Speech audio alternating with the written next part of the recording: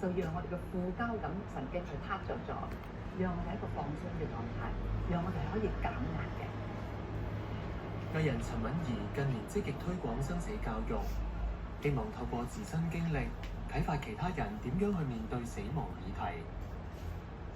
我會睇到其實每個人嘅人生最後都要畫上一個句號，未必一定好圓滿，就好似佢咁樣，都唔係一個好圓滿、好完美嘅句號。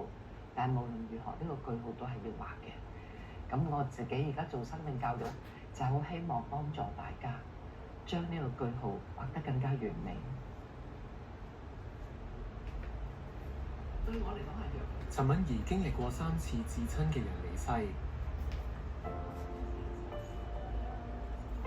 30年前，爸爸喺外地工作嘅時候，心臟病發過身。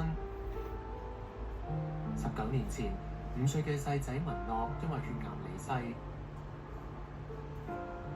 4年前，丈夫廖啟智自述胃癌過世。陳敏儀話：好記得細仔離世第2日，佢就開始處理遺物。當時智叔反應好大。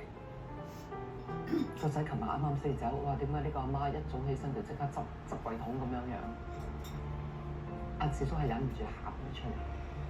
點解？即係啲屬於佢嘅嘢，就好似要離開呢個屋企咁。我諗佢接受唔到咯，佢大喊咗出到嚟嘅。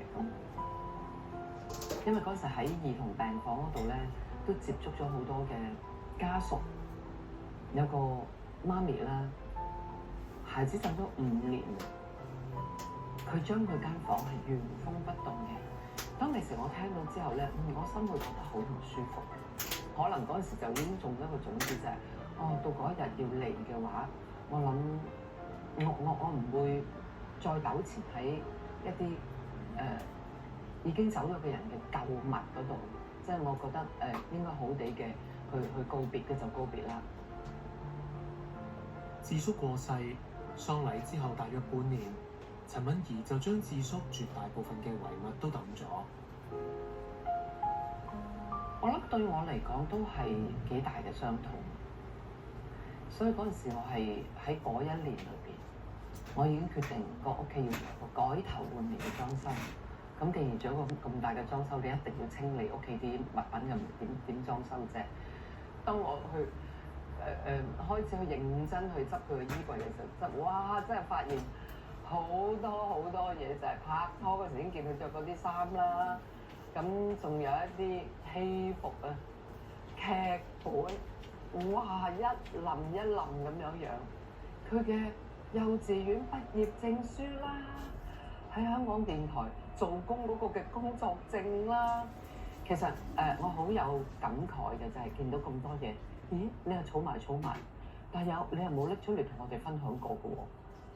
最有價值嗰個人都已經唔喺度啦，嗰啲係身外物，仲有啲咩即係值得我攬住唔放嘅價值喺度咧？呢個係推動我去抌得十分瀟灑嘅一個動力。佢形容自己棄置得好撇脱，當時連自己嘅一啲物品相簿都抌埋。我擺喺度讀咁多年，我真係從來冇拎過佢出嚟睇。咁所以我諗，我唔係好直接去想呢樣嘢去懷念過去嘅一個人嚟嘅。手機嗰啲我都抄埋出到嚟，全部 delete 晒，做到乾乾淨淨。嗰個感覺就係赤條條嚟到呢個世界，就讓我哋赤條條地走。咁我就係嗰段日子裏邊抌晒智叔嘅嘢，抌晒我自己嘅嘢。撇脱將遺物斷捨離，陳敏儀話都有試過後悔嘅時候。我記得我舊年為自己搞咗個生前派對，咁我自己都想做少少 video 啊，咁又想做個剪版啊，咁都想抄翻啲舊同事啊、舊朋友啲相咧，抄唔翻咯喎。我諗嗰一剎那就有啲後悔啦。我記得係嗰一次啫，咁之後中間我諗都冇咩覺得讓自己後悔出現過。掉咗智叔大部分嘅物品，不過有一樣嘢佢冇抌到，就就係智叔40幾年影視生涯中攞到嘅2個最佳男配角獎座。感謝我太太同我3個仔對我愛，令到我可以好輕鬆、好鬆容咁去面對我嘅工作。我諗呢2樣嘢對於阿智叔嚟講，都係佢人生一個好重要嘅榮譽嚟嘅。其實佢仲有好多獎嘅，其他好多獎我都冇刻意留低。呢2個一來個造型靚，二來對於阿智叔嚟講都係一個好重要嘅獎嚟嘅。所以我點解繼續保存住佢？